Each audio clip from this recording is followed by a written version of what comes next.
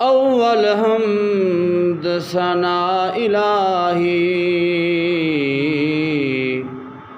अव्वल हम्द सना इलाही।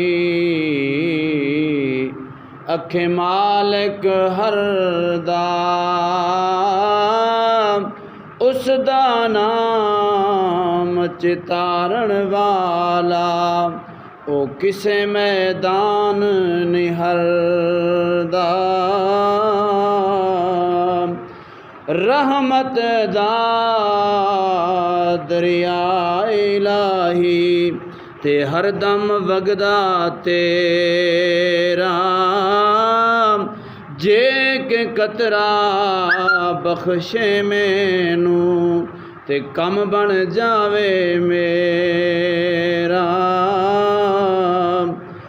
अदल करी ते थर थर कंबन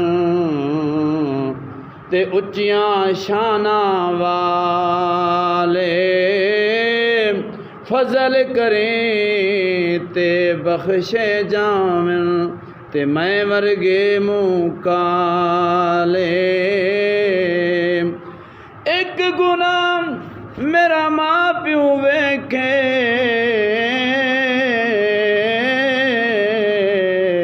अखे देवे देश निकाला। लख गुना मेरे आका वेखे अखे पर्दे पावन वाला। माली दा कम पानी लाना ते भर भर मशकां पावे। मालिक दा कम फुल फुल लाना ओ लावे या ना ला।